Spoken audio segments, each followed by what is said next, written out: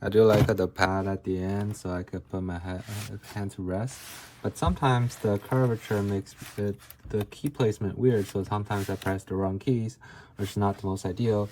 But for every Logic key, you can see there's 3 devices you could connect to through Bluetooth, and if you don't want to like accidentally press it, you could turn this off here. But an issue I had is that this thing keeps falling off just now, like the back of that just keeps falling out.